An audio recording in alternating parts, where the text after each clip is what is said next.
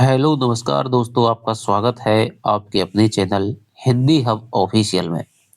तो दोस्तों, आज हम पढ़ने जा रहे हैं आपका बंटी, जो कि मन्नू भंडारी का उपन्यास है। आरपीएससी फर्स्ट ग्रेड में लगा हुआ है और 1971 में सबसे पहले इस उपन्यास का प्रकाशन हुआ था।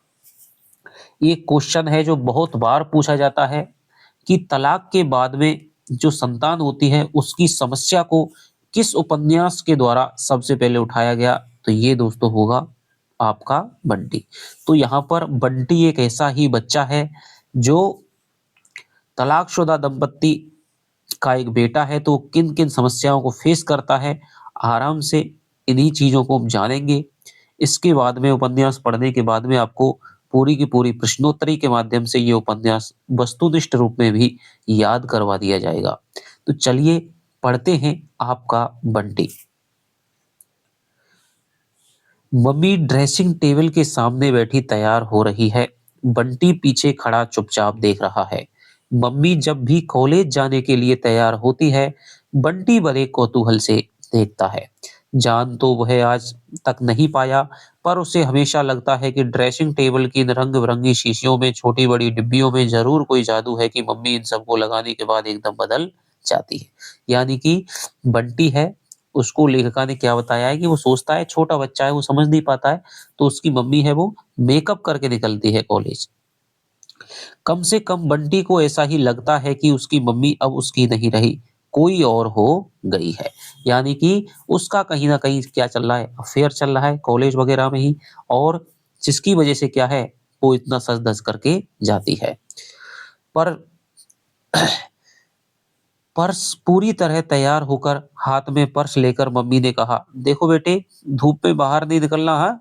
फिर फूफी को आदेश दिया, बंटी जो खाए वही बनाना, एकदम बंटी की मर्जी का खाना, समझी?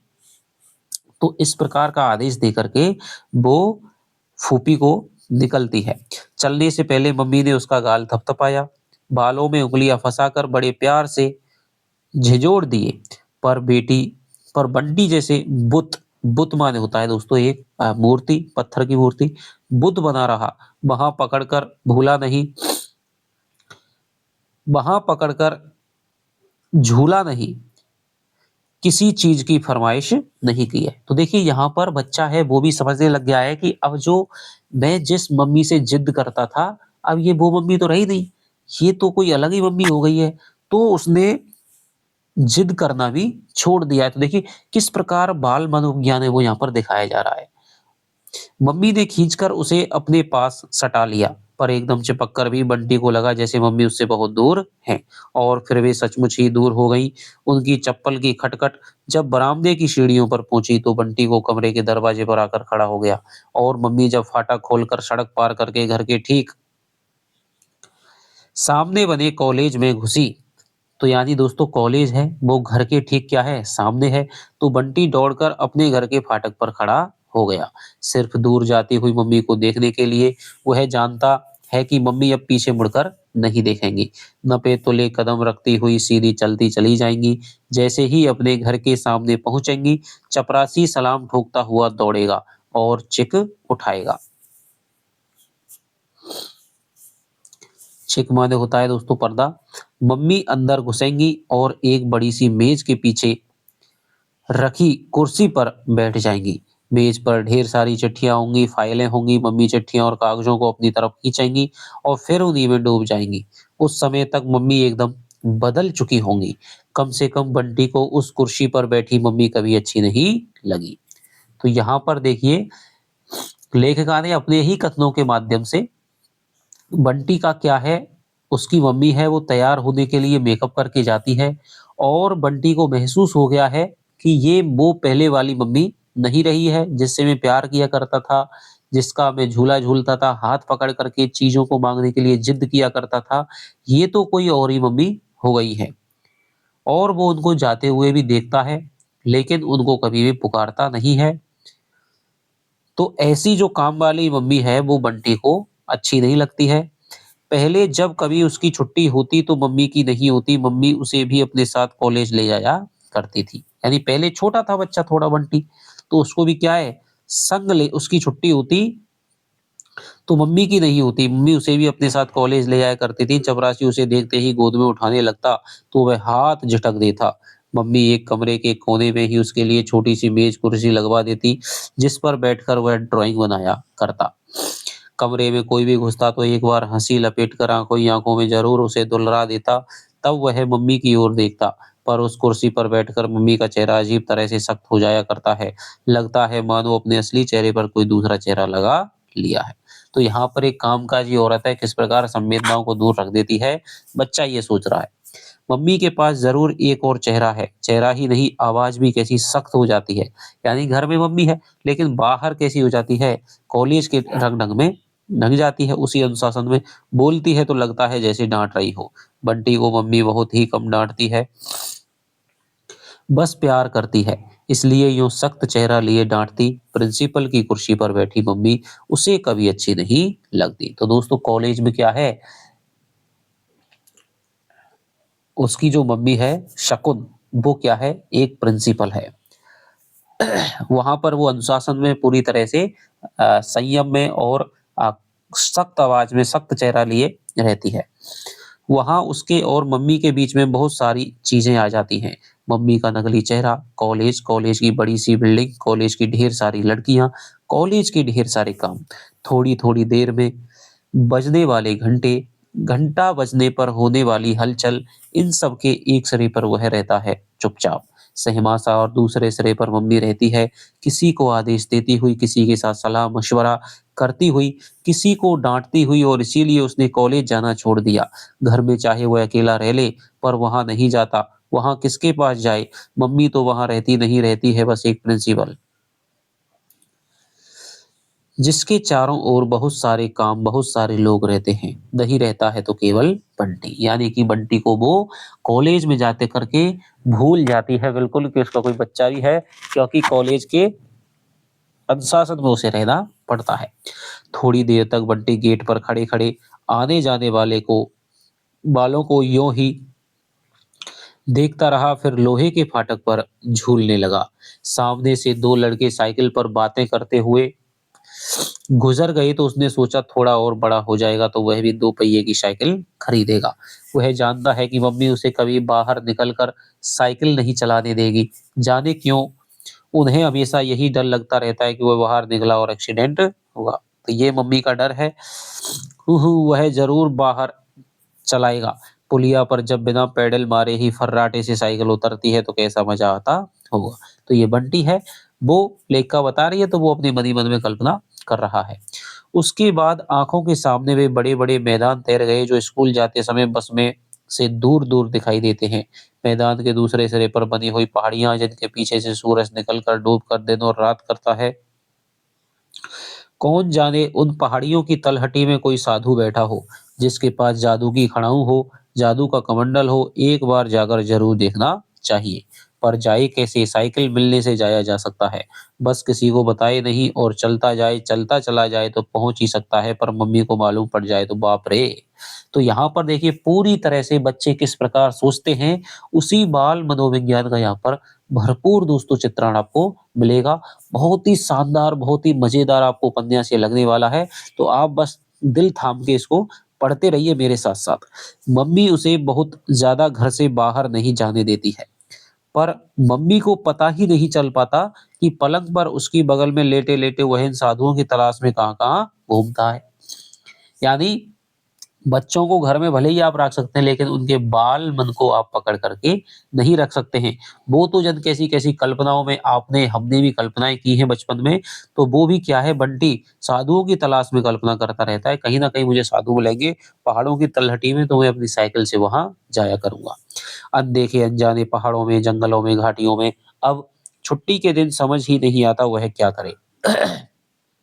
तो आज क्या है उसके स्कूल की छुट्टी है और अब थोड़ा वो बड़ा हो गया है तो इसलिए मम्मी उसको कॉलेज नहीं ले जाती है। तो अब वो क्या हो गया है बिल्कुल अकेला पड़ गया है, घर में फूफी है जो उसके लिए खाना बनाने के लिए है या उसकी देखभाल करने के लिए है। एक बार यूँ ही बगीचे का चक्कर लगाया, मोगरा यानी दोस्तों एक प्रकार का फूल खूब महके हुए थे।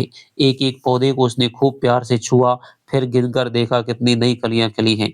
हर एक पौधे की फूल पत्तियों का हिसाब किताब उसके पास है। एक दो पौधे की पत्तियां गंदी लगी तो जल्दी से पाइप लेकर उनको धोया। कुछ इस ढंग से जैसे मम्मी सवेरे सवेरे उसका मुंह धुलाती है। तो देखिए किसी तरह पूरी तरह से बाल मनोविज्ञान आप देखिए कि बच्चा किस प्रकार सोचता है। बस हो गई साहब, चलो अब हवा में झूलो। भीतर आया तो कमरे में घुसते ही नजर ड्रेसिंग टेबल पर गई। वही रंग-बिरंगी शीशियां और मम्मी का वही सख्त चेहरा याद आया। रूखा-रूखा एकदम बदला हुआ कैसे बदल जाता है चेहरा, और तब ना जाने कितनी बातें एक साथ दिमाग में घुमड़ने लगी। तुम यहाँ खड़े-खड़े क्या कर रहे हो बंटी भैया? चलकर नाहे काहे नहीं लेते? हाथ में झाड़ू लिए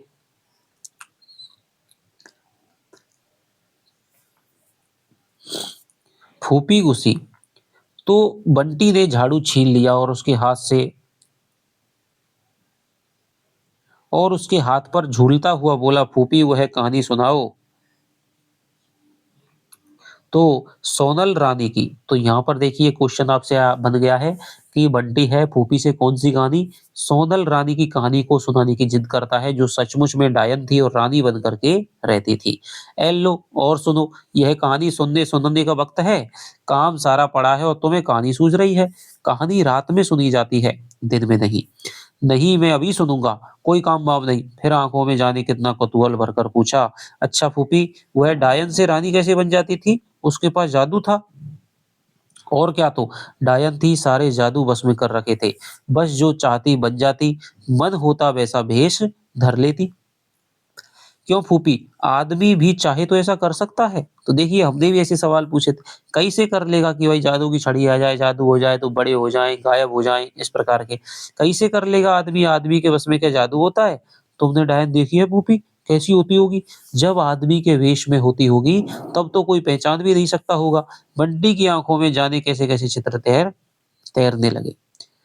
अरे हमने नहीं देखी कोई डायन वायन, तुम चलकर नहा लो। नहीं, अभी नहीं नहाता। और बंटी पीछे के आंगन में आया तो झमझम करती सोनल रानी भी साथ आ गई। 7 मंजिले महल में रहने वाली 700 दास दासियों से घिरी सोनल रानी। तो देखिए दोस्तों यहाँ पर भी क्वेश्चन बन जाएगा। 7 मंजिल के महल में रहती थी और 700 दास दासियों से घिरी सोनल रानी। ऐसा रूप कि ना लोगों ने देखा ना सुना। राजा तो जैसे प्राण देते। कोई भला देखता भी कैसे, वह रूप क्या कोई आदमी का था? वह तो डायन का जादू था। फिर धीरे धीरे कहानी की एक पूरी की पूरी दुनिया खुलती चली जाती। भेड़ बनाकर रखे हुए राजकुमार, मैना बनाकर रखी हुई राजकुमारी, ऐसा कुछ होता जरूर है जिससे आदमी वेश बदल लेता है। बंटी फिर भीतर गया, चुपचाप ड्रेसिंग टेबल के पास जाकर शीशियों को उठा उठा कर देखने लगा। अब उसे लगता है कि शायद मम्मी भी इन शीशियों को लगा करके वेश बदलती है, तो शायद कोई ना कोई ऐसा जादू तो है जिससे कि वेश बदल जाता है। तो देखिए यहाँ कितना मनोविज्ञान पकड़ा जा रहा है। एक बार मन हुआ अपने मुंह पर भी लगाकर देखे, क्या उसका चेहरा भी मम्मी की तरह बदल जाएगा। देखिए क्या बात कही है कि मम्मी है वो एक कुछ और से कुछ और ही हो जाती है। शायद इन शीशियों में कुछ ऐसा है, यदि वो अपने ऊपर लगा ले तो वह भी शायद कुछ बदल जाएगा। जबकि वो केवल उसको मेकअप नहीं समझ रहा है, वो उसको व्यवहार तक में ला रहा है कि कुछ और ही आदमी हो जाता है इन शीशियों से। यह क्या? फिर तुम ड्रेसिंग टेबल पर पहुंच गए। फूफी खड़ी हंस रही थी। बंटी एकदम सकपका गया। हम कहते हैं यही शौक रहे तुम्हारे तो बड़े होकर तुम जरूर लड़की बन जाओगे। तो ये किसका कथन है दोस्तों? ये कथन आपको याद रखना है, फूफी का कथन है कि भाई इस प्रकार के तुम्हारे शौक रहे तो तुम जरूर एक दिन क्या बन जाओगे? लड़की बन जाओगे। मारूंगा मैं। फिर वही गंदी बात कही तो बंटी हाथ उठाकर अपनी झेप गुस्से में छिपाने लगा। फूफी भी अजब है, मम्मी कभी प्यार करते हुए उसे गोद में बैठा लेंगी या अपने साथ लिटाकर कहानी सुनाएंगी तो हमेशा उसे ऐसे ही चिढ़ाएंगी। तुम अभी तक माँ की गोद में चिपक कर बैठते हो। छी छी, तुम तो एकदम लड़की हो भैया। देख लो मम्मी है फूफी, पर मम्मी है कि फूफी को कुछ नहीं कहती, बस हंसती रहती हैं, क्योंकि उस समय घर में जो रहती है मम्मी, वह भी एकदम मम्मी बनी हुई। कॉलेज में हो तो पता लगे इस फूफी को ऐसी गुड़की मिले कि सारा चढ़ाना ही भूल जाए। मेरा तो बेटा भी यही है और बेटी भी यही है। हंसती हुई मम्मी उसे अपनी ओर ज्यादा सटा लेती है। तो ये कौन कहती है दोस्तों? उसकी मम्मी कहती है। उस समय फूफी के सामने माँ की बाहों से छूटकर भागने के लिए वह ज़रूर कसमताता रहता है,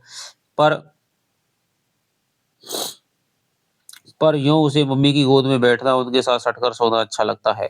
सोने से पहले मम्मी उसे रोज़ कहानी सुनाती, राजा-रानी की, परियों की, ऐसे-ऐसे राजकुमारों की जो अपनी माँ को बहुत प्यार करते थे और जो अपनी माँ के लिए बड़े-बड़े समुद्र तैर गए थे, ऊँचे-ऊँचे पहाड़ पार कर गए थे। फिर मम्मी उसके गाल सहलाते हुए पूछती, "अच्छा बता, तू मेरे लिए इतना सब करेगा बड़ा होकर या कि निकाल बाहर करेगा? हटाओ बुढ़िया को बोर करती है। धत मम्मी को कभी नहीं छोड़ूँगा।" तो ये बंटी कहता है। तब मम्मी निहाल होकर उसे बाहों में भर लेती और उसके गालों पर ढेर सारे किस्सू कर देती। फिर पता नहीं छत में क्या देखने लगती, बस फिर देखती ही रह जाती और उसे लगता कि जैसे उसके और मम्मी के बीच में फिर कहीं कोई आ गया है, पर कौन, यह वह ना समझ पाता। मम्मी के चेहरे पर गहराती हुई उदासी की परतें उसे कहीं हल्के से बेचैन कर देती। उसका मन करता कि मम्मी को पक्की तरह समझा दे कि वह उन्हें कभी-कभी नहीं छोड़ेगा, पर कैसे? और जब कुछ भी समझ में नहीं आता, तो वह मम्मी के गले में हाथ डालकर लिपट जाता। तभी फूफी की बात याद आ जाती। उहू, फूफी बकवास करती है। कहीं मम्मी को प्यार करने से या मम्मी के साथ सोने से कोई लड़का-लड़की बन जाता है भला? तो देखिए छोटे बच्चे होते हैं, चाहे लड़के होते हैं तो वो क्या है, मम्मी के साथ तो सोते ही हैं, बल्कि जिद भी होती है, 2 हो जाते हैं तो। तुम नहा लो बंटी भैया, कहो तो हम नहला दें? नहीं, अपने आप नहाऊँगा, बड़ी आई नहलाने वाली। तो जाओ अपने आप नहाओ, हम कपड़ा-वपड़ा निकाल कर रख देते हैं। अभी नहीं नहाता, जब मर्ज़ी आएगी नहाऊँगा। फूफी को लेकर अभी भी गुस्सा भरा हुआ है। बंटी ने अपनी अलमारी खोली, मम्मी के खरीदे हुए, पापा के भेजे हुए खिलौनों से अलमारी भरी हुई है। उसने नई वाली बंदूक निकाली, खूब बड़ी-सी, और एकदम आँगन में झाड़ू लगाती हुई फूफी की पीठ में नली लगा दी।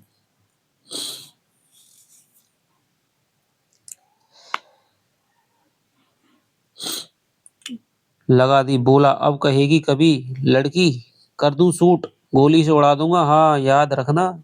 बंटी जहो बहुत लाड में होता है या बहुत नाराज में तो फूफी को तू ही कहता है। और क्या, अब तुम बंदूक ही तो मारोगे, इसी दिन के लिए तो पाल पोस कर बड़ा किया है। तब पता नहीं क्यों मम्मी की कोई बात याद आ गई और बंटी का हाथ अपने आप हट हट गया। ख्याल आया उसने बंदूक टीटू को तो दिखाई ही नहीं। ख़याल आया उसने अपनी बंदूक टीटू को तो दिखाई ही नहीं। उसके मुकाबले में टीटू के पास बहुत कम खिलौने हैं, फिर भी ऐसी शान लगाता है कि जैसे लाट साहब हो। अब देखिए यहाँ पर 2 बच्चा, एक बच्चा जो अभावों वाला है, उसके पास कम खिलौने हैं, और एक बंटी है जिसकी पूरी अलमारी खिलौनों से भरी हुई है। तो देखिए दोनों में फिर देखिए क्या है कि टीटू के पास बहुत कम खिलौने हैं, फिर भी ऐसी शान लगाता है जैसे लाट साहब हो। तो वो बच्चा क्या है, टीटू है, वो कम खिलौने हैं पर भी लाड साहब बनता है। उस दिन कैरम बोर्ड दिखा-दिखा कर कितना इतरा रहा था, वह मम्मी से कहकर अपने लिए भी कैरम बोर्ड खरीदेगा, और नहीं तो इस बार जब पापा आएँगे तो उनसे लेगा। पिछली बार पापा जिस दिन आए थे उसी दिन उसका रिजल्ट निकला था। कितने खुश हुए थे पापा उसका रिजल्ट देखकर, खूब प्यार किया था, खूब शाबाशी दी थी, ढेर सारी चीज़ें दिलवाई थी। इस बार कब आएँगे पापा? यह किधर चले? उसे पिछले दरवाजे से बाहर जाते देख फूफी चिल्लाई, मैं टीटू के यहाँ जा रहा हूँ, अभी आ जाऊंगा। वहीं मत खेलने बैठ जाना, मम्मी गुस्सा होंगी, नहीं तो नया धोया कुछ नहीं है। बंटी दूर निकल आया, फूफी की तो आदत है कुछ न कुछ बकते रहने की। टीटू के घर के दरवाजे पर आकर 1 मिनट को झिझका, कहीं सबसे पहले टीटू की अम्मा ही ना मिल जाए। कैसी बोलती है बेबी। एक दिन इसी तरह छुट्टी के दिन वह सवेरे-सवेरे आ गया था तो बोली, "आ गई बंटी, छुट्टी के दिन तो तुम्हारा सूरज भी इसी घर में उगता है और इसी घर में डूबता है।" तो मन हुआ कि उल्टे पैरों लौट जाए। तो ये देखिए कथन है कि तुम्हारा छुट्टी के दिन, तो ये कथन भी आपको ध्यान रखना है, किसका है? ये टीटू की अम्मा का कथन है। उसको बच्चे अच्छे नहीं लगते। मम्मी तो टीटू को कभी ऐसे नहीं कहती।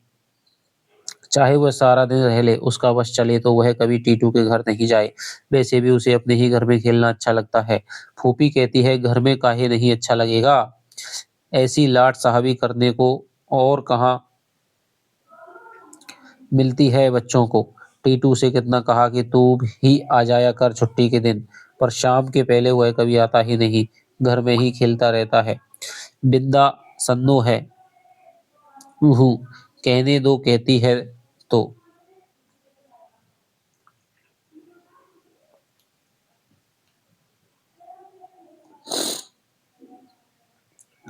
बिंदा है, सन्नो है, तो ये दोस्तों बच्चों के नाम है। कहने दो कहती है तो बंदूक दिखाकर अभी लौट भी जाऊंगा, मैं वहां रुकूंगा ही नहीं, और सूरज तो अब कभी का उग गया। बरामदे में ही टीटू की अम्मा बैठी तरकारी काट रही है।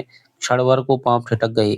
ना भीतर को जाते बना ना लौटते। कौन? बंटी, आओ। अरे बड़ी जोरदार बंदूक ले रखी है, इतनी बड़ी किसने दिलवाई? पापा ने। आए थे क्या पापा? नहीं, किसी के साथ भिजवाई थी।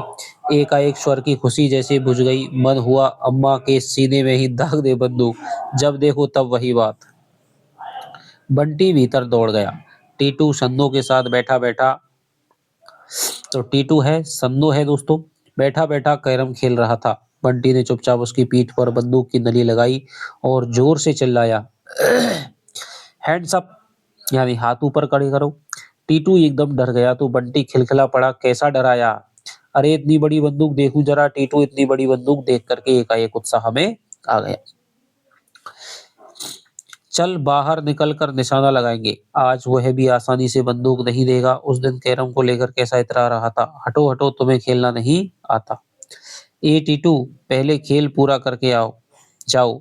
हार रहा है तो कैसा भागने लगा। जीतती हुई शन्नो ने कुर्ता पकड़कर उसे खींचा। अब पहुंच गया है टीटू के पास। कौन पहुंच गया है? बंटी पहुंच गया है। वो कहता है कि भाई बंदूक लाया हूं, चलो आज निशाना लगाएंगे। लेकिन जो सन्नो है वो कहती है कि भाई अब हारने लग गया है, तो जैसे बच्चे कहते हैं कि अब हार रहा है तो अब भाग रहा है, भले ही उसको कोई काम आ जाए, लेकिन बच्चे कहते हैं कि भाई मैं जीत रहा हूं तो खेल करके जा पूरा।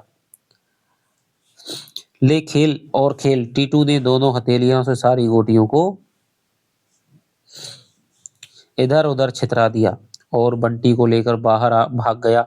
हारू हारू, खिजियाई सी सन्नो चीखती रही। मुग्ध भाव से बंदूक पर हाथ फेरते हुए टीटू ने कहा, दिखा तो यार जरा। खाली देखने से काम नहीं चलेगा, समझना पड़ता है। यह कोई आठ आने वाला तमंचा नहीं है जो हर कोई चला ले। बंटी अपने को महत्वपूर्ण महसूस करने लगा। अभी खरीदी है? बड़ी ललचाई सी नजरों से देखते हुए टीटू ने पूछा। नहीं, पापा ने भिजवाई है, बड़े रौब से बंटी ने जवाब दिया, और उसी रौब के साथ वह उसमें कारतूस भरने लगा। चल, तेरे पापा साथ नहीं रहते तब भी तेरे लिए चीजें तो खूब भेजते हैं। यानी कि पापा क्या है दोस्तों, अलग रह गया है, और मम्मी का और पापा का क्या हो चुका है? तलाक हो चुका है। और क्या, इस बार आएंगे तो मेरे लिए बड़ा वाला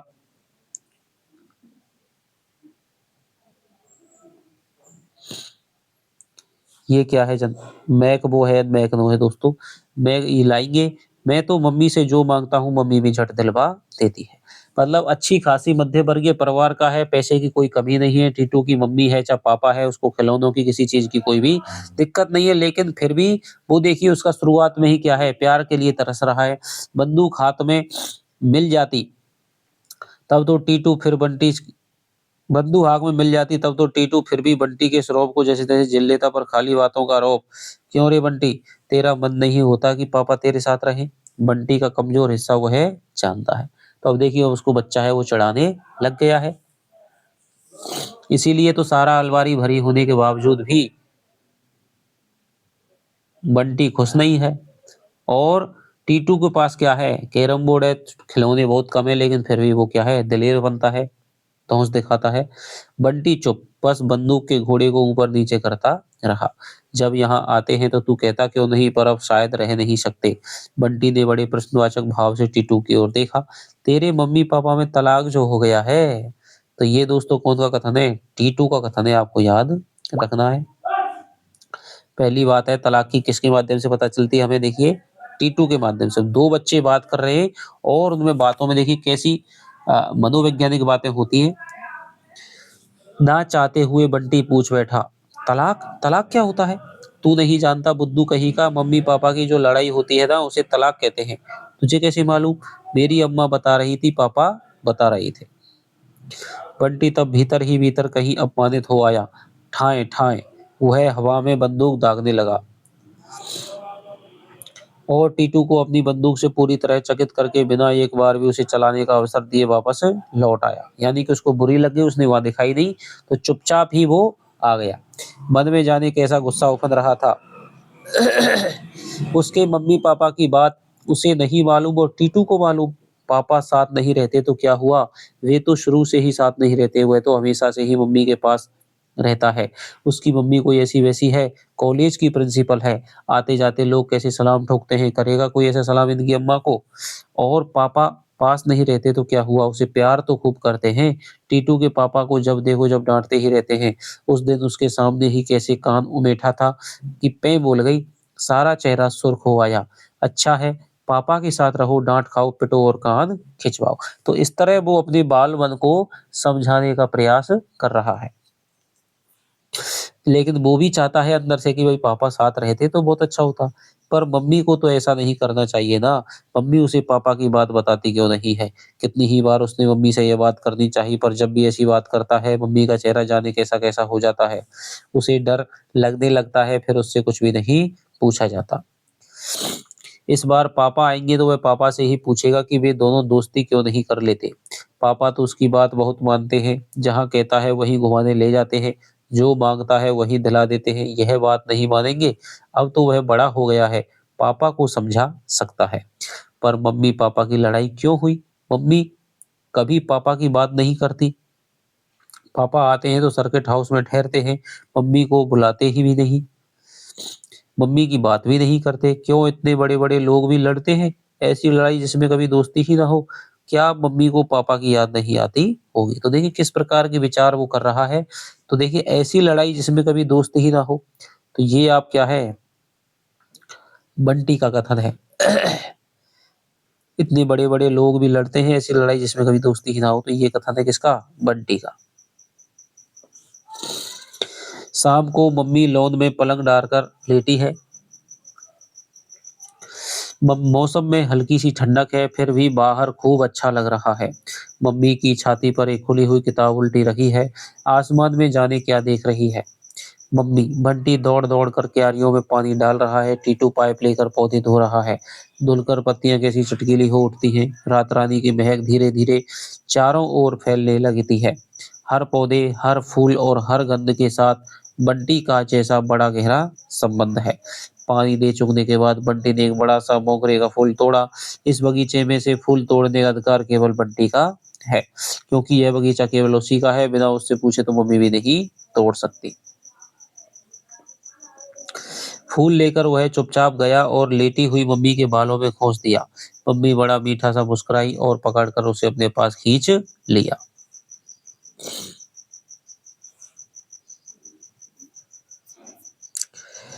तो क्या कह रही है, देखिए मम्मी क्या कहती है कि लाड कर रहा है मम्मी का और बैठकर फूल को ठीक से पीछे की ओर लगा लिया। इस समय मम्मी कितनी अच्छी लग रही हैं। वैसे भी शाम के समय मम्मी बिल्कुल उसकी अपनी हो जाती हैं। बालों की खूब ढीली-ढाली चोटी और चेहरा भी एकदम मुलायम सा, कोई तनाव नहीं, कोई सख्ती नहीं। हमेशा ही इस समय बंटी को मम्मी बहुत अच्छी लगती है। बहुत सुंदर भी, कभी-कभी वह मम्मी की नज़र बचाकर एकदम मम्मी को देखता रहता है। मम्मी की ठोड़ी का तिल उसे बहुत अच्छा लगता है। रात में पास लेटता है तो अक्सर उस पर धीरे-धीरे उंगली फिराता रहता है। उसे आज भी याद है पहली बार जब उसने ऐसा किया था, तो मम्मी जैसे चौंक गई थी। एकदम उसका हाथ हटा दिया था और बड़ी देर तक उसके चेहरे पर जाने क्या देखती रही थी, अजीब-अजीब नज़रों से। फिर एक गहरी सांस छोड़कर वे छत की ओर देखने लगी थी। उनका चेहरा ना जाने क्यों बड़ा उदास और बेजान हो आया है। वह जैसे भीतर ही भीतर सहम गया हो। उसकी समझ में ही नहीं आया कि आखिर उसने ऐसा क्या कर दिया जो मम्मी इतनी उदास हो गई, और उसने तय कर लिया कि अब वह कभी तिल पर हाथ नहीं रखेगा। तो देखिए छोटा-सा बच्चा है, कैसी क्रीड़ा करता है, लेकिन सारी चीज़ें समझता है और अपने आप पर कितना कंट्रोल है उसका। पर 3-4 दिन बाद मम्मी ने खुद ही उसकी उँगली लेकर तिल पर रख दी। फिरा मुझे अच्छा लगता है और हँसने लगी। मम्मी भी सचमुच अजीब है, इन्हें कभी-कभी कुछ हो जाता है।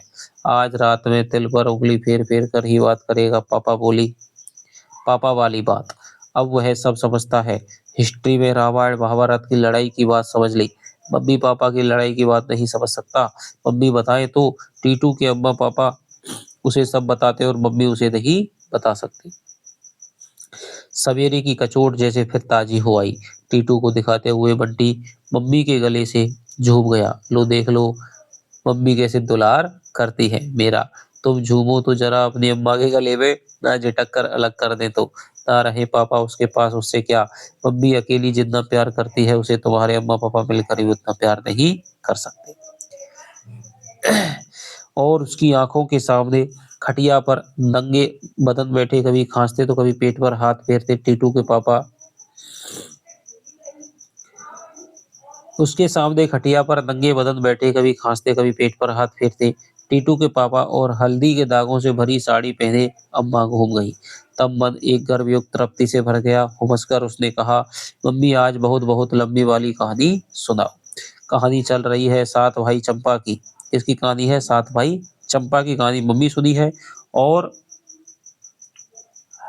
जो पहले जो सोनल रानी वाली कहानी थी वो फूफी सुनाती थी। सौतेली माँ ने कैसे 7 लड़कों को मरवा कर गड़वा दिया। जहाँ जहाँ बच्चे गाड़े गए वहां वहां चंपा का एक पेड़ उगाया। सौतेली माँ बहुत बुरी होती है मम्मी। हाँ और नहीं तो क्या, मार कर गड़वा देती है। बच्चों के पापा ने क्यों नहीं कुछ कहा। सौतेली माँ ने उन्हें पता ही नहीं लगने दिया। ऐसा भी कभी हो सकता है। झूठ। 7 बच्चे गायब हो जाएं और पापा को पता ही नहीं लगे। हाँ ऐसा होता है। पापा कोई ऐसा वैसा आदमी था, राजा था। उसके पास राज्य के बहुत सारे काम थे, बच्चों का ख्याल ही नहीं रहा। पापा लोग ऐसे ही होते हैं, उन्हें बच्चों का ख्याल भी कभी नहीं रहता है। यहाँ तो माँ ही होती है जो। ठीक है, तो देखिए ये भी कथन आपको, कि पापा लोग ऐसे ही होते हैं, उन्हें बच्चों का ख्याल कभी नहीं रहता। तो ये कथन आपको याद रखना है। किसका है? टीटू की उसका है, बंटी की मम्मी का है। और मम्मी एकाएक चुप हो गई। उसने मम्मी की ओर देखा। मम्मी वैसे ही आसमान की ओर देख रही है। क्या देखती रहती है मम्मी आंखें गड़ाकर, कभी आसमान में कभी छत में। उसे तो वहां कभी कुछ नहीं दिखाई देता। एकाएक ख्याल आया, पापा की बात पूछ ले। यानी कि वो बात करते हुए क्या है, अपने पति की बातों में खो गई है, कि भाई जो पापा लोग होते हैं वो बच्चों का कभी भी ख्याल नहीं रखते हैं, तो माँ ही होती है। यानी मैं ही हूँ जो बंटी का ख्याल रख रही हूँ। मम्मी हूँ। बंटी पशुपेश में दुविधा में है। कैसे पूछे? मम्मी ने पशुपेश यानी कि दोस्तों चिंता दुविधा में।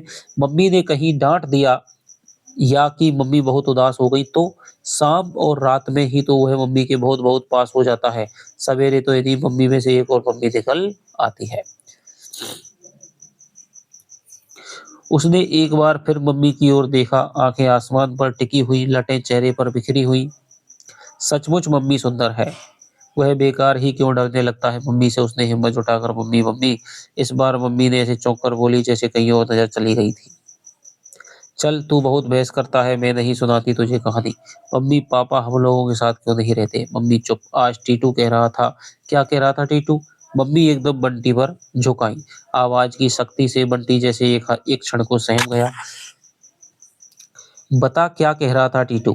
टीटू कह रहा था कि तेरे मम्मी पापा का तलाक हो गया है, अब पापा कभी हमारे साथ नहीं रह सकते। बंटी ने जैसे तैसे कह दिया। क्यों रे, तू और टीटू यही सब बातें करते रहते हो? मम्मी की आवाज में गुस्सा था या दुख पता नहीं चला। मैं नहीं करता मम्मी, टीटू ही कह रहा था। मुझे तो तलाक का मतलब भी नहीं मालूम। उसी ने बताया कि मम्मी पापा की लड़ाई को तलाक कहते हैं। जब देखो उनके घर वाले पापा की बात जरूर करते हैं। बंटी रुआंसा हो आया। मम्मी एकाएक ढीली हो गई। ठंडी सांस खींचकर बोली, करने दे। इन लोगों के पास ये बातें ना हो तो जिए कैसे बेचारे। फिर बंटी को अपने पास खींचती हुई बोली, पापा नहीं रहते तो क्यों, मैं हूं तो तेरे पास। और उसके बाद बंटी से कुछ भी नहीं पूछा गया, कुछ भी नहीं कहा गया। मम्मी उसे कितना ही प्यार करें फिर भी वह मम्मी से कहीं डरता जरूर है। कितनी बातें सोची थी उसने आज कहने के लिए, दिन में कई बार दोहरा दोहरा कर भी देख लिया था, पर हमेशा की तरह बात बीच में ही टूट गई। मम्मी चुप चुप उसके बालों और गालों पर उंगलियां भराने लगी। दोनों चुप हो गए। दूर लेटी फूफी की आवाज ही हवा में थिरकती रही, उखड़ा बिखरा कर स्वर। मेरो तो गिरधर गोपाल दूसरों ना कोई। तो ये मीरा का पद है दोस्तों। कौन गाती है? ये भी याद रखना है, फूफी गाती है। हवा में ठंडक बढ़ गई। चल भीतर चल। और बंटी मम्मी के पीछे पीछे अंदर चला गया। बाहर था तो जैसे मन के सारे प्रश्न चारों ओर फैले हुए थे। कमरे में आते ही जैसे सब सिमटकर मन में समा गए और बंटी को एक अजीब-सी बेचैनी होने लगी। कैसे पूछे वह क्यों नहीं बताती मम्मी उसे कुछ? अच्छा मम्मी को क्या कभी भी पापा की याद नहीं आती? वह तो टीटू या कुन्नी से अगर लड़ाई कर लेता है, तो 2-3 4 दिन उसे बिना बोले रह लेता है। 2-3 दिन तो बिना बोले रह लेता है, अकेला-अकेला खेलता रहता है, पर उसके बाद तो ऐसा ही जी घबराने लगता है कि बोले बिना रहा ही नहीं जाता। कुछ ना कुछ बहाना निकाल कर फिर दोस्ती कर लेता है, अकेला-अकेला खेले भी कितने दिन तक आखिर। पर मम्मी तो हमेशा से ही अकेली रह रही है, तलाक में फिर क्या दोस्ती हो नहीं सकती? किससे पूछे? तो देखिए क्या कह रहा है, तलाक में फिर क्या दोस्ती नहीं हो सकती? कल टीटू से ही पूछेगा, टीटू अगर तलाक की बात जानता है, तो तलाक की दोस्ती की बात भी ज़रूर जानता होगा। तो ये हमारा दोस्तों पहला हमारा ये पार्ट है, ठीक है? इस पार्ट में हमने देखा कि शुरुआत में जो बंटी की मम्मी है, वो तैयार हो रही है इस पे ड्रेसिंग टेबल पर और मेकअप कर रही है, कॉलेज जाने के लिए तैयार हो रही है। टीटू उसको देख कर के सोचता है कि शायद इन शीशियों में कुछ है जिससे कि मम्मी दूसरी ही बन जाती है और वो निकल कर के कॉलेज चली जाती है। टीटू उसको जाते हुए देखता रहता है। मम्मी फूफी को हिदायत दे कर के जाती है कि भाई जो इसका मन करे खाने का वही तुम बना देना। अब वो चली जाती है तो वो पीछे की बातों को याद करता है कि भाई सुबह-सुबह तो कॉलेज में तो क्या है मम्मी अलग ही हो जाती है बिल्कुल। पहले तो मम्मी के साथ में जाता था जब मेरी छुट्टी होती थी, तो मम्मी गार्ड है वो मुझको गोदी में उठा लेता था, मम्मी मुझको अलग से टेबल कुर्सी लगवा देती थी, सब कोई मुझ पे दुलार करते थे। लेकिन वहाँ पर मम्मी नहीं होती थी। वो बिल्कुल मेरी तरफ ध्यान नहीं देती थी क्योंकि उसका अलग ही प्रकार का रवैया रहता था। बहुत सारी चीज़ें कॉलेज की बिल्डिंग है, लड़कियाँ हैं, लड़के हैं, बहुत सारे लोग हैं, मम्मी का चेहरा है, अलग ही चेहरा है, वो हमारे बीच में आ जाता था। इस प्रकार की बातें वो सोचता है तो वो कहता है कि भाई मम्मी मुझे बाहर साइकिल नहीं चलाने देती है, मैं साइकिल ज़रूर चलाऊँगा और मैं उन पहाड़ों के बीच में जाऊँगा जहाँ से सूरज उगता है, शायद वहाँ कोई साधु बैठा होगा, उसके पास जादुई कोई कमंडल होगा। फिर वह फूफी के पास आता है, फूफी उसको बुलाती है और कहती है कि भाई तुम नहा धो लो। तो फूफी से कहता है कि भाई तुम वो वाली कहानी सुनाओ, सोनल रानी वाली कहानी आप सुना दो। क्या उसके पास जादू था?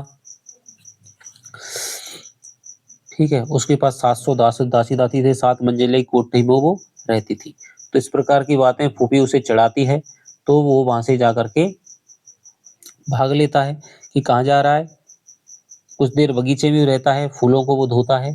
कहाँ जा रहा है? कि टीटू के घर जा रहा हूँ, कि जल्दी आ जाना, वहीं पर खेलते मत रह जाना। टीटू से मिलता है, तो टीटू से मुलाकात में दोस्तों पता चलता है कि टीटू है, उसके पास खिलौने कम हैं और टीटू कम खिलौने होने गरीब बच्चा है, कम खिलौने होने के बावजूद भी अभावों वाला बच्चा है, फिर भी उसमें क्या है एक प्रकार का व्यक्तित्व की गरिमा है और टीटू उसे चिढ़ाता है, पिछली बार कैरम बोर्ड के लिए वो चिढ़ा रहा था।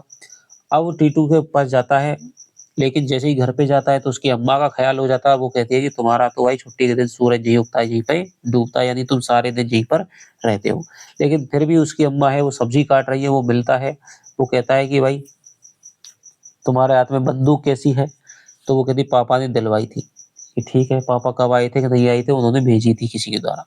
टीटू से मिलता है तो टीटू को बंदूक दिखाता है, वो किसी के वो क्या है, शन्नू के साथ में कैरम खेल रहा होता है और वो उससे देख खेलने की कह कर के बाहर ले जाता है। सन्नू कहती है कि भाई खेल में हार रहा है तब क्यों भाग रहा है? हारू, हारू कह कर के उसको चिढ़ाती है। इसके बाद दोनों में बातचीत होती है, दोनों की बातचीत में टीटू है वो कहता है कि भाई तुम्हारा तो पापा तुमसे आते नहीं है और तुम्हारे पापा-मम्मी के बीच में तलाक हो गया है, मुझको अम्मा ने बताया था, पापा ने बताया। वहाँ से उदास होकर के टीटू है वो आ जाता है और घर पे आ जाता है, घर में फिर शाम के टाइम में मम्मी है, वो सो रही है, किताब उसके उस पे रखी हुई है, मम्मी से चाहता है कि भाई पूछे पापा के बारे में ज़रूर पूछता है वो। तो धीरे-धीरे करके उसको मम्मी को वो दिल पे हाथ रखने वाली बात है वो सोचता है।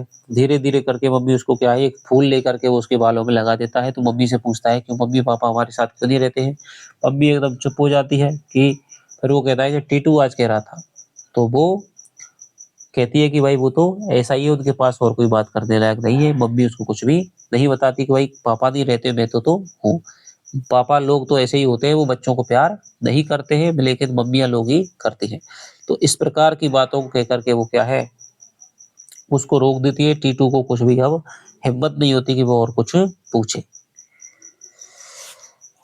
तो वो कहता है कि अब मैं दोबारा कल टीटू से ही पूछूंगा, क्या जब दो लोगों में तलाक होता है क्या दोनों में दोस्ती नहीं हो सकती?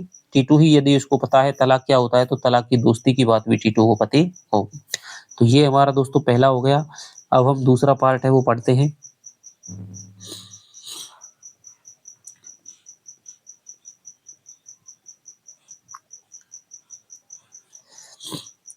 शनिवार को मम्मी लंच के बाद कॉलेज नहीं जाती, यानी शनिवार को दोस्तों क्या है, हाफ डे रहता है।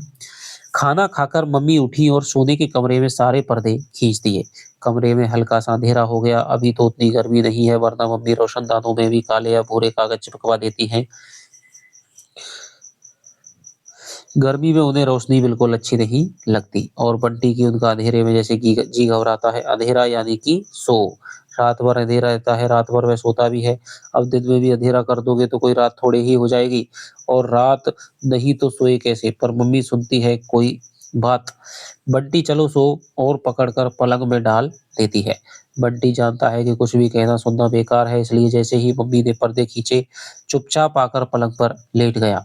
जब तक आंखें खुली है, नजर कमरों की दीवारों में कैद है, पर आंख बंद करते ही जैसे सारी सीमाएं टूट जाती हैं, और ना जाने कहां-कहां के जंगल, पहाड़ और समुद्र तैर आते हैं आंखों के सामने। परी लोक की परियां और पाताल लोक की नाग कन्याएं तैरती हुई उसके सामने से निकल जाती है।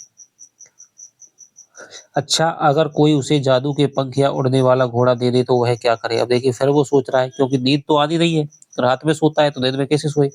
एकदम पापा के पास चला जाए तो उन्हें चौंका दे। अचानक उसे आया कि पापा कितना खुश हो जाएंगे। अचानक उसे आया देख पापा कितने खुश हो जाएंगे। इधर मम्मी ढूंढ ढूंढ कर परेशान। बाहर देखेंगी, टीटू के घर में जाएंगी, कुन्नी के घर जाएंगी, फूफी सारे में दौड़ती फिरेगी, और वह जादू की टोपी पहने सब कुछ देखता रहेगा। परेशान होती मम्मी को इधर उधर देखती हुई बौखलाई सी फूफी को, और जब मम्मी रो पड़ेगी तो झट से टोपी उतार कर उनके गले से लिपट जाएगा। पर ये सब चीजें मिलती कहाँ है? सारी कहानियों में इनकी बातें हैं, पर किसी ने यह नहीं लिखा कि ये सब मिलती कहाँ है। कोई साधु मिल जाए तो बता सकता है कि उसके पास भी ऐसी चीजें हो सकती है। इसीलिए वो साधु को ढूंढना चाहता है। मम्मी सो गई। एक क्षण बंटी मम्मी को देखता रहा, कहीं पलकें हिल तो नहीं रही। तभी ख्याल आया, सोती हुई मम्मी कितनी अच्छी लगती है। अच्छा, मम्मी तरह तरह की कैसी हो जाया करती है। टीटू की अम्मा तो कभी भी जाकर देख लो, हमें सेक्सी रहती है, फूफी भी।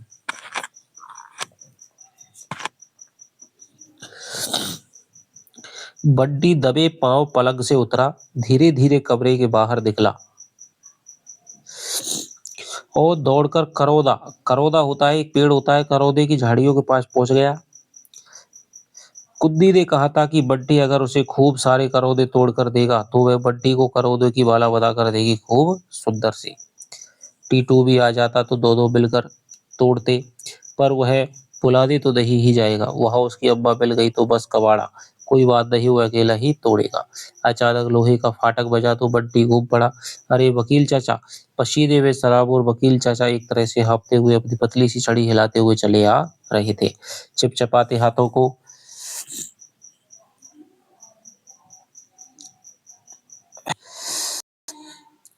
चिपचिपाते हाथों को कमीज से ही पहुंचता हुआ बंटी। करौंजा जब दोस्तों होता है उसमें से दूध निकलता है। करौंदा तोड़ते हैं तो हाथों में दूध है वो लग जाता है, जिससे कि वो चिपकने से हो जाते हैं। बंटी दौड़ा और वकील चाचा की तरह बाह से झूल गया। वकील चाचा की बाह से झूल गया। आप कब आए चाचा?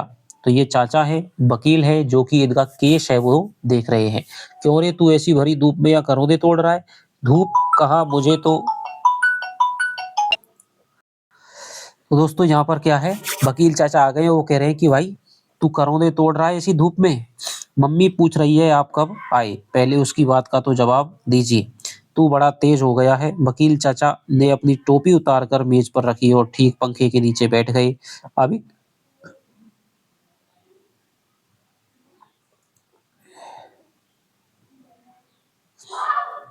हाँ, देखिए यहाँ से थोड़ा छूट गया था।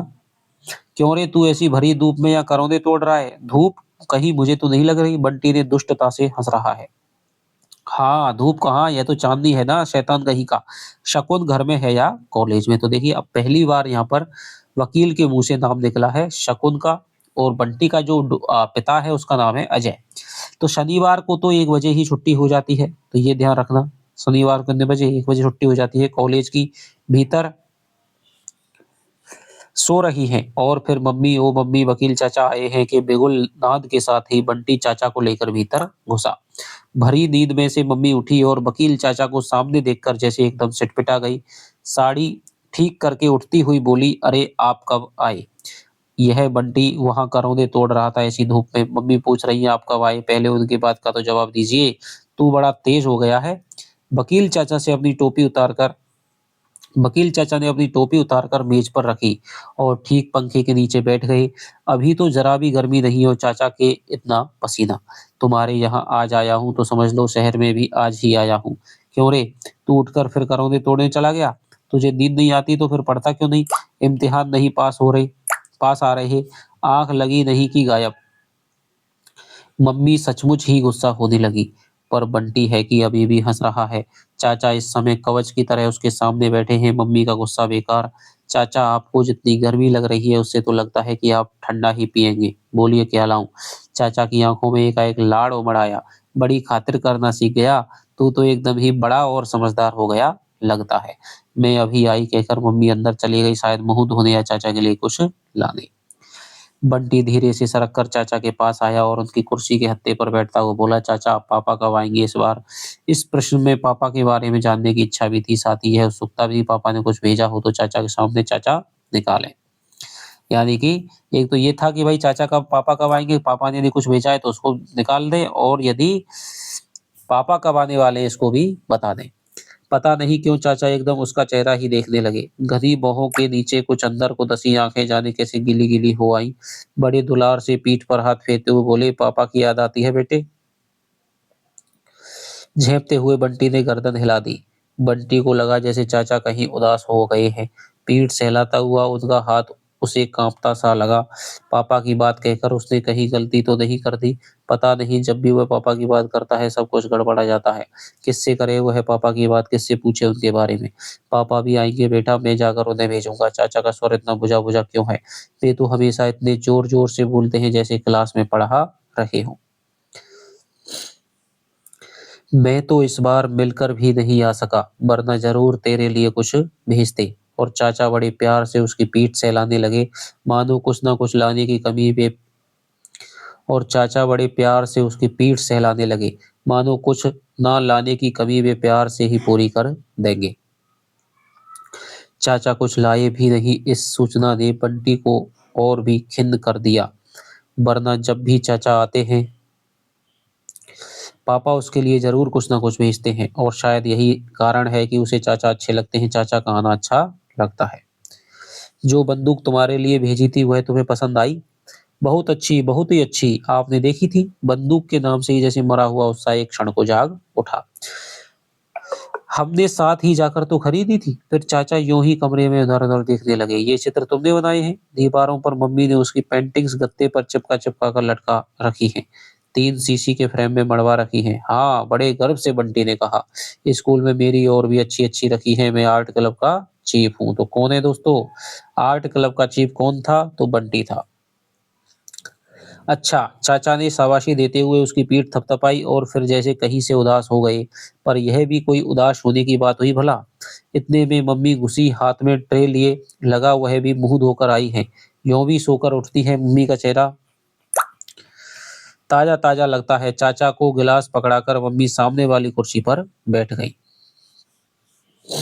तुम्हारा बेटा तो बहुत गुणी है शकुन, कलाकार बनेगा। देखो ना इस उम्र में बड़ी बड़ी पेंटिंग्स बना रखी है। मम्मी ने उसे देखा क्या जैसे लाड़ में ही सहला दिया।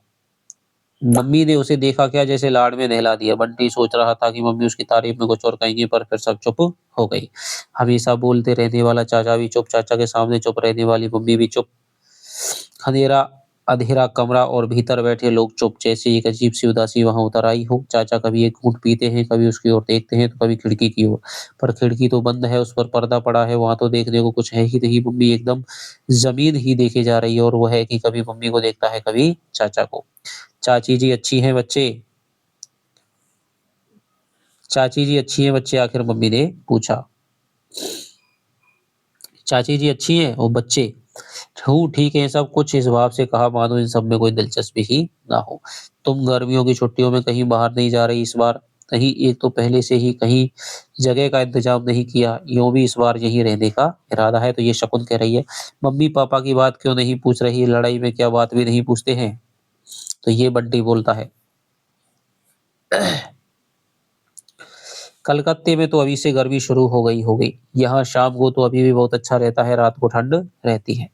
बातें कर रहे हैं पर बंटी तक को लग रहा है कि जैसे कमरे का मौन नहीं टूट रहा है, उदासी नहीं छट रही है। यह चाचा को क्या हो गया? वैसे तो चाचा जब भी आते हैं उन्हें मम्मी से बहुत-बहुत बातें करनी रहती है। शाम को या दोपहर को आएँगे तो रात के पहले कभी नहीं जाएँगे और जब तक बैठेंगे लगातार कुछ न कुछ बोलते ही जाएँगे।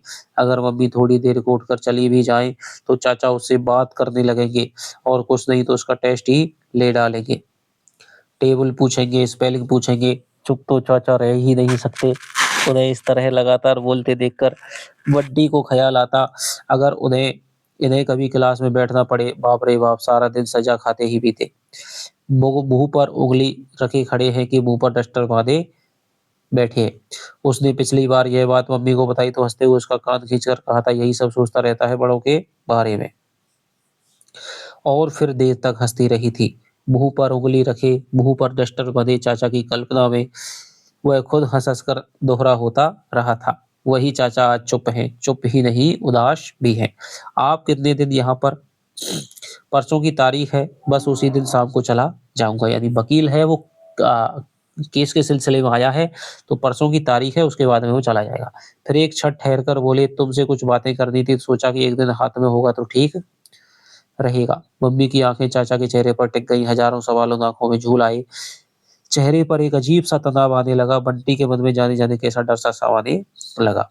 पहले वह कुछ भी जानता समझता नहीं था, जानने-समझने की कोई इच्छा भी नहीं थी, पर अब जानने लगा है और जितना जानता है उससे बहुत ज़्यादा जानने की इच्छा है, बल्कि सब कुछ जान लेने की इच्छा है। उसे मालूम है कि चाचा पिता के पास से आने पर पापा की ही बातें करते हैं। क्या बातें करते रहे हैं उसे नहीं मालूम, उसे कभी भी सुनने की कोशिश ही नहीं की, पर इस बार ज़रूर सुनेगा। हाँ, इतना उसे ज़रूर मालूम है कि चाचा 1-2 दिन के लिए आकर मम्मी को 10-12 दिनों के लिए बहुत बदल जाते हैं। कभी-कभी तो मम्मी इतनी उदास हो जाया करती है कि उससे बात करना भी बंद कर देती है। साथ सुलाकर भी ना उसे प्यार से सहलाती, ना कहानी सुनाती। पर पिछली बार मम्मी बहुत खुश हुई थी। इतनी खुश कि बिना बात ही उसे बाहों में भर-भर कर प्यार करती रही थी। तब बंटी को शक हुआ था कि चाचा की छड़ी में तो कोई जादू नहीं है। मम्मी पर फेर कर चले गए और मम्मी बदल गई। तब उसने चुपचाप छड़ी को अपने ऊपर फिराकर देखा था। फूफी पर भी फिराकर देखा था, पर उसको तो कुछ नहीं हुआ। नहीं छड़ी में, नहीं चाचा की बात में ही कुछ होता है। तो ये है वो सोच रहा है कि क्या चक्कर है। आज पता नहीं कैसी बात करेंगे, उसके बाद मम्मी खुश होंगी या उदास, इस तरह वह सारी बात ध्यान से सुनेगा। उसने एक उड़ती सी नज़र मम्मी पर डाली। मम्मी की आँखें वैसे ही चाचा पर टिकी हुई हैं, आँखों में वैसे ही सवाल झूल रहे हैं, पर चाचा है कि चुप। बोलते क्यों नहीं? बात करनी है तो करें बात, वहाँ खिड़की पर क्या देखे जा रहे हैं? बात वहाँ तो लिखी हुई नहीं है। शकुन, चाचा बोले नहीं जैसे शब्दों को किसी तरह ठेला। कैसी मरी-मरी आवाज़ निकल रही है आज उनकी। टकटकी लगाए लगाए मम्मी की आँखें जैसे पथरा गई हैं, बस मूर्ति की तरह वे बैठी हैं, मानो साँस भी नहीं ले रही हों। वह चाहता है कि इन सारी बात की कानूनी कार्रवाई भी कर ही डाली जाए। क्या कह रहे हैं कि भाई अब लड़ाई हो गई है, तो क्या कह रहे हैं कि भाई जो अजय है, तुम्हारा जो पति है, वो क्या चाहता है कि इन सारी बात की कानूनी कार्रवाई भी कर डाली जाए। चाचा का स्वर कैसा बिखर-बिखर रहा है। यह बात कहनी थी चाचा को, पर इसका मतलब वह तो पापा है। बात भी पापा की ही है, पर क्या है? कुछ भी समझ में नहीं आया। तो क्या इसीलिए आपको यहाँ भेजा है? मम्मी का चेहरा ही नहीं, उनकी आवाज़ भी सख्त हो गई है, वह प्रिंसिपल वाला चेहरा। नहीं, नहीं, मैं तो अपने काम से आया था, पर जब आने लगा तो उसने मुझे तुमसे इस विषय में बात करने को कहा था। मैं नहीं आता तो वह शायद खुद तुम्हें लिखता। इसका मतलब चाचा मिलकर आए हैं पापा से और अभी-अभी उसने कहा था कि आने से पहले मिला नहीं। तो देखिए बंटी यहाँ पर पकड़ जाता है। चाचा इतने बड़े होकर भी झूठ बोलते हैं। उसे बड़ों की बात के बीच में नहीं बोलना चाहिए, वरना वह भी पूछता।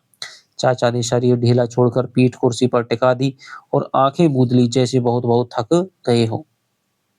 बस हो गई बात, इतनी सी बात कहने के लिए आए थे। हूँ, यह भी कोई बात हुई भला? आप कुछ देर और आराम कर लीजिए, रात के सफ़र की थकान भी होगी, बात शाम को हो जाएगी। ऐसी कौन-सी नई बात करनी है? वाक्य का अंतिम हिस्सा मम्मी ने जैसे-तैसे अपने आप से कहा, बिना चाचा का उत्तर पाए ही अलमारी खोलकर एक चादर निकाली और ड्राइंग रूम के दीवान पर बिछा दी। चलिए जाकर लेट जाइए, मम्मी ने ऐसे कहा जैसे बंटी को कह रही हो, और चाचा भी बिल्कुल चुपचाप उठकर चले गए। पता नहीं वे सचमुच ही थके हुए थे या पता नहीं वे बात टालना चाह रहे थे। और तू सोता क्यों नहीं है? यहाँ बैठकर गुटुर-गुटुर बातें सुन रहा है, भरी दोपहरी में भी तुझे नींद नहीं आती? बंटी छलांग बंटी उछलकर पलंग में दुबक गया। बंटी उछलकर पलंग में दुबक गया, पर नींद का कोई प्रश्न ही नहीं। मम्मी की ओर देखकर पूछा, चाचा क्या कहते थे मम्मी? मम्मी ने ऐसी चुभती नजरों से देखा, वो भीतर-भीतर तक सहम गया और खट से उसने आंखें बंद कर ली। पर बंद आंखों से भी वह उस चुभन को महसूस करता रहा। फिर बंद आंखों से ही उसने जाना कि मम्मी भी उसकी बगल में आकर लेट गई है। वो अपने अब सबको भुलाकर मम्मी जागती रहेगी। चाचा की कही हुई बात क्या बहुत बुरी थी। अनायास ही मम्मी की उंगलियां उसके बालों को सहलाने लगी, कांपती थिरकती उंगलियां। उन उंगलियों के पोरों में से भर भर कर जाने कैसा स्नेह बंटी की नसों में दौड़ने लगा। मन में थोड़ी देर पहले जो भय समाया था वह अपने आप धीरे धीरे बह गया। स्पर्श से ही वह जान गया था कि अब तक मम्मी के चेहरे की वह शक्ति भी जरूर पिघल गई होगी। उसने धीरे धीरे आंखें खोली। मम्मी हमेशा की तरह छत की ओर देख रही थी। आंखों से शायद अभी अभी झरा आंसू कनपटी को भिगोता हुआ बालों की रट में लटका था। मम्मी का आंसू? मम्मी को उसने उदास होते देखा है, गुस्सा होते, डांटते हुए भी देखा है, पर रोते हुए कभी नहीं देखा। चाचा ने शायद कोई बहुत ही खराब बात कह दी है। चाचा को लेकर उसके मन में एक अजीब सा तरह का आक्रोश घुलने लगा। एक तो कुछ लाए नहीं, फिर झूठ बोला, कोई गंदी सी बात कहकर मम्मी को रुला दिया है। मम्मी शायद बहुत दुखी है। जैसे भी होगा वो मम्मी के दुख को दूर करेगा। ये लोग सारी बात बताएँगे तो ठीक, नहीं तो खुद पता लगाएगा। माँ का दुख दूर करने वाले राजकुमार तो कैसे-कैसे कठिन काम करते थे। तो ये कहानियों वाली बात उसको याद आ रही है। वह सरक कर मम्मी की ओर सट गया, फिर अपनी छोटी-सी बाँह मम्मी के गले में डालकर बोला बहुत आग्रह के साथ, बहुत मधुहार के साथ, "मुझे बताओ ना मम्मी, चाचा ने क्या कहा? तू सोएगा नहीं बंटी?" उदासी में भी मम्मी ने ऐसे कड़क कर कहा कि बंटी ने चुपचाप आँखें मूंद ली। ढेर-ढेर प्रश्नों का, ढेर-ढेर कौतूहल का सागर उसके चारों ओर उमड़ने लगा, जिसमें वह घूमता ही चला गया, गहरे और फिर पता नहीं उसे कब नींद आ गई। धूप ढल गई तो मम्मी और चाचा लौन में आ बैठे। वह जब से जागा है, इन लोगों के आस-पास ही मंडरा रहा है, जैसे भी उसे सारी बात जाननी है, पर चाचा उस तरह की कोई बात नहीं कर रहे हैं। उसकी पढ़ाई की बात, मम्मी के कॉलेज की बात, दुनिया भर की बातें कर रहे हैं, पर जो बात करने आए हैं वह बस नहीं कर रहे हैं। शायद वह बैठा है इसलिए, पर वह जाएगा भी नहीं, बैठे रहेगा रात तक। रात को वह आँख मूंद कर सोने का बहाना करके पड़ा रहेगा और सारी बातें सुन लेगा। बंटी बेटे, तुम शाम को खेलते-वेलते नहीं हो? अच्छा ज़रा बताओ कौन-कौन से खेल आते हैं तुम्हें? खेल-वेल? सीधे से क्यों नहीं कहते कि यहाँ से चलते बनो? ठीक है, मैं ही चला जाता हूँ। मेरा क्या है, मत बताओ मुझे। मम्मी भी ऐसे देख रही है मानो मेरे जाने का इंतज़ार कर रही हो। बंटी बिना एक शब्द भी बोले भीतर आ गया, पर उसका मन जैसे वहीं अटक गया। नहीं, वह ज़रूर सुनेगा। मेहंदी की मेड़ के किनारे-किनारे घुटनों के बल चलकर वह फिर वहीं आ गया। चाचा की कुर्सी के पीछे मोरपंखी का जो पौधा है उसके पीछे दुबक कर बैठ जाए, तो कम से कम चाचा की बात तो सुन ही सकेगा। बात तो उन्हें ही करनी है, कहीं मम्मी या चाचा ने देख लिया तो बाप रे! इस बात से ही मन भीतर तक काँप गया। तभी भीतर से मन ने धिक्कारा, बस इसी बूते पर कुछ करना चाहते हो? राजकुमार तो राक्षसों के महलों तक में घुस गए, बड़ी-बड़ी मुसीबतें उठा ली और तुम कुर्सी के पीछे तक नहीं नहीं जा सकते। आखिर हिम्मत करके बिना जरा-सी आवाज़ किए पहले मोरपंखी के घने-घने पौधों के पीछे आया और फिर सरक कर चाचा की कुर्सी के पीछे। कुछ बड़ा काम कर डालने का संतोष भी मन में था और कुछ बुरा काम करने का डर भी। पर नहीं, मम्मी का दुःख दूर करने के लिए शायद सभी को सभी तरह के काम करने पड़ते हैं। यह मम्मी का काम है, अच्छा काम। मम्मी कुछ बोल रही है, शायद कितना धीरे बोलती है मम्मी, कुछ भी तो सुनाई नहीं दे रहा।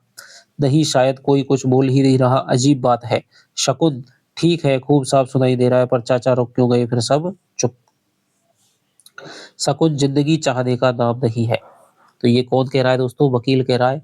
लो, अब आवाज इतनी धीरे कर दी कि ठीक से कुछ सुनाई नहीं दे रहा। बार-बार जिंदगी, जिंदगी कर रहे हैं, पापा की बात ही नहीं कर रहे हैं। बंटी थोड़ा और पास सरका, अब शायद मम्मी बोल रही है। हो धीरे-धीरे बोल रही है, फिर भी सुनाई दे रहा है अपनी मम्मी की तो धीरे से कही हुई बात वह सुन सकता है, समझ सकता है।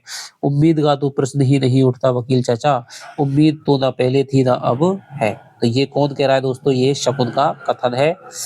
याद रखना है, ना ही ऐसी बात नहीं है। शुरू के 3-4 साल तक तो मुझे बहुत उम्मीद थी, खासकर बंटी के प्रति उसका रुख देखकर। बच्चे, पता नहीं बीच-बीच में क्या बोलते जा रहे हैं मेरे बारे में, बोलते-बोलते सीमेंट की बात करने लगे। एकाएक ख़्याल आया टीटू को ले आता, वह शायद सारी बातें समझा देता, पर नहीं, अपने घर की बात सबको नहीं बतानी चाहिए। मीरा के साथ तो उसका खूब अच्छा है, यू नो शी इज़। अब ये देखिए मीरा है, ये दोस्तों जो अजय है, बंटी का पिता है, उसकी क्या है, इसके साथ में उसका अफेयर चल रहा है। मीरा के साथ तो उसका खूब अच्छा है, यू नो शी इज़। अब बीच में पता नहीं है किसकी बात घुसा दी। चाचा को कभी इम्तिहान देना हो तो एकदम अंडा। लिखना है कुछ और आप इधर-उधर का लिख रहे हैं। मम्मी तो शायद कुछ बोल ही नहीं रही, जो बोलने ही नहीं रही थी। दोपहर में तो गर्मी और थकान के मारे शायद बोलती बंद हो रही थी, पर अब तो फिर पहले की तरह चालू हो गए। भले ही बोले, पर ऐसी बात तो बोले जो समझ में आए। तभी मम्मी की आवाज़ सुनाई दी, बात तो कुछ भी समझ में नहीं आ रही। बस ये पता लग रहा है कि आवाज़ खूब सख्त है, चेहरा भी ज़रूर सख्त हो गया होगा। मन हुआ एक बार देख ही ले। पीछे बैठते समय जो डर लग रहा था, वह धीरे-धीरे दूर हो गया था। अब जैसे-जैसे हौसला बढ़ रहा था, वह कुर्सी से एकदम सट गया। मैं क्या जानता नहीं, इसलिए तो कह भी दिया, कोई और होता तो कोई बीच में नहीं पड़ता। अजय ने दस्तखत करके फॉर्म दे दिया है, यानी तलाक का फॉर्म है वो दे दिया है। अब वो कानूनी कार्रवाई यानी कि लीगल है, वो तलाक होने वाला है। दस्तखत करके फॉर्म दे दिया है, कल तुम भी उस पर दस्तखत कर देना, मैं कचहरी में जमा करके जल्दी ही कोई तारीख देने की। धत तेरी की, ये वकील चाचा भी एक ही गन चक्कर है, पापा मम्मी की बात के बीच में अपनी कचहरी तारीख ज़रूर लाएँगे, वकील की दुम। लो, अब तो कोई कुछ भी बोल नहीं रहा, दोनों गुमसुम होकर बैठ गए। बंटी का मन हुआ वहाँ से सरक ले, ऐसे तो कुछ भी समझ में नहीं आएगा, जो कुछ पूछना है मम्मी से ही पूछेगा। क्या बताएँ, कुछ भी समझ में नहीं आता, लगता है जब एक बार धुरी गड़बड़ा जाती है तो फिर ज़िंदगी लड़खड़ा ही जाती है, फिर कुछ नहीं होता, कुछ भी नहीं। और जाने कैसे अचानक चाचा का लंबा-सा हाथ पीछे की, तो ये किसका कथन है दोस्तों? वकील का कथन है। लटका और बंटी के सिर से टकरा गया। बंटी एकदम सकपका गया, ये चाचा भी अजीब है, बात करनी है सीधी तरह से करो, इतना हाथ-पैर नचाने की क्या ज़रूरत है? अरे यह क्या बंटी, तुम यहाँ क्या कर रहे थे? बंटी के काटो तो खून नहीं। छिपकर बातें सुन रहे थे। चाचा मम्मी की ओर इस तरह देख रहे हैं जैसे बंटी नहीं, छिपकर बातें सुन रहे थे। चाचा मम्मी की ओर इस तरह देख रहे हैं जैसे बंटी नहीं, मम्मी चोरी करते हुए पकड़ ली गई हो। बंटी ने नजरें झुका ली, जरूर मम्मी भी वैसी ही सख्त नजरों से उसे देख रही होंगी। उसकी हिम्मत नहीं हो रही कि आंख उठाकर एक बार देख भी ले। उसकी आंखें ही नहीं, उसका सारा शरीर भी जैसे जहाँ का तहाँ जम गया। भीतर से बस एक ही धिक्कार उठ रही है, पता नहीं अपने लिए, पता नहीं चाचा के लिए। अच्छा है चाचा, मैं तो खुद चाहती हूँ कि यह अब सब कुछ जान ले। आखिर कब तक इसे छिपा कर रखा जा सकता है? अब इसके मन में भी यह बात बहुत घुमड़ने लगी है आजकल। बंटी जैसे उभर आया, मन हुआ दौड़कर मम्मी के गले से लिपट जाए, कह दे चाचा को कि मम्मी तो उसे सब कुछ बताएगी, क्या कर लेंगे आप? हाँ, हाँ, बताने जानने को तो कौन मना करता है, पर ठीक से जाने। मेरा मतलब है छिपकर सुनने की आदत ठीक नहीं है। फिर आवाज़ को बहुत मुलायम बनाकर बोले, बंटी बेटे, जाओ खेलो। अच्छे बच्चे हर समय बड़ों के बीच में नहीं बैठते। बंटी तो बहुत अच्छा है, क्लास में इतने अच्छे नंबरों से पास होता है, इतना बढ़िया ड्राइंग करता है। तो ये कौन कहता है? वकील कहता है। बंटी ने फिर मम्मी की ओर देखा, शायद वे उसे अपने पास बैठने को ही कह दें। टीटू के साथ खेलने नहीं जाएगा बंटी? मम्मी ने बहुत धीमे से पूछा। मम्मी का चेहरा ही नहीं, मम्मी की आवाज़ भी बहुत उदास हो गई लगती है। मैं तो अपने पौधों को पानी दे रहा था मम्मी। रुआसी सी आवाज़ में बंटी ने एक बार जैसे अपने यहाँ रहने की सफाई दी। अच्छा, पानी देते हो अपने पौधों को, बहुत अच्छे बच्चे हो, शाबाश, अब खेलने जाओ, अपने टीटी-वीटी के साथ खेलो। बंटी ने मन ही मन जीभ चढ़ाया चाचा को। हू हू, नाम तक तो लेना आता थी, टीटी हो गया। और फिर वहां से तीर की तरह भाग गया। कुछ इस भाव और फुर्ती के साथ मानो उसे वहां बैठने की या उन दोनों के बीच की बातचीत सुनने जानने की कोई इच्छा नहीं है। वह तो बस यूं ही बैठ गया था, रखे अपनी बात अपने पास। दौड़ते ही चाचा के अंतिम वाक्य को याद किया, जब धुरी गड़बड़ा जाती है तो जिंदगी लड़खड़ा जाती है। तो ये दोस्तों कथन आपका बढ़िया कथन है। ज़रूर इस धुरी में ही कोई बात है, तभी तो उसे भगा दिया। धुरी का मतलब क्या होता है, किससे पूछे? टीटू से ही पूछेगा। टीटू सचमुच बहुत सारी ऐसी बातें जानता है जो वह नहीं जानता। उसके अम्मा-पापा उसके सामने हैं, वो तो सारी बातें करते हैं इसलिए सब जानता भी है, धुरी भी ज़रूर जानता होगा। टीटू गुलेल में कंकड़ लगाकर पेड़ पर बने घोंसले का निशाना साध रहा था। क्या कर रहा है?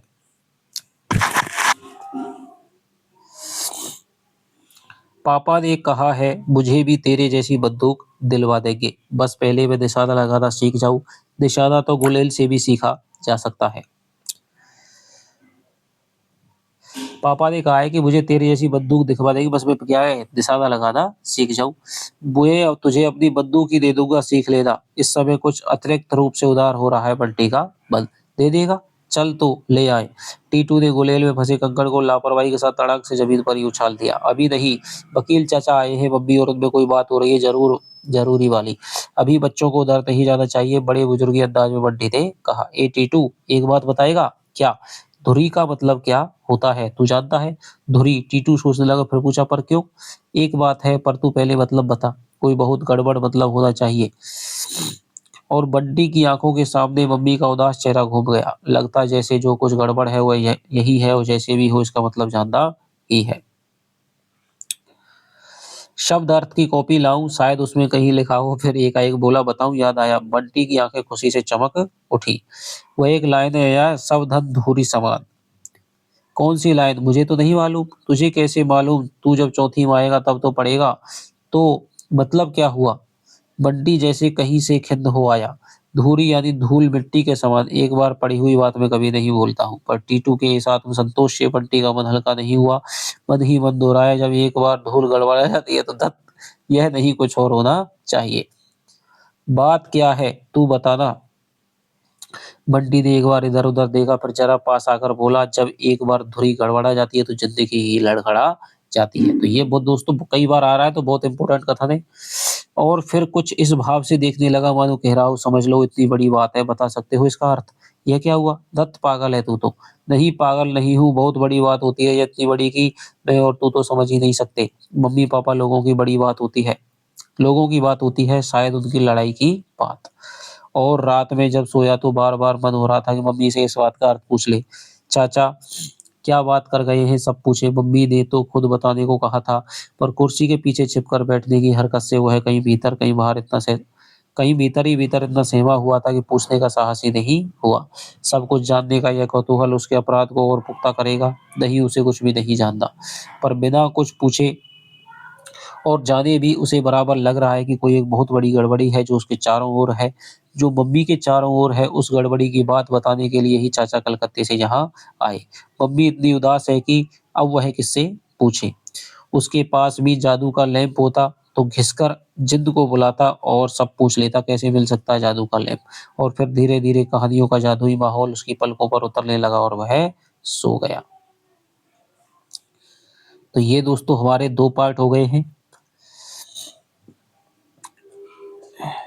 इसमें हम देखते हैं कि शुरुआत में दिन है, लेकिन उसकी मम्मी है वो सो रही है और उसने पर्दे लगा लिए हैं, जिनकी वजह से कमरे में अंधेरा हो गया है।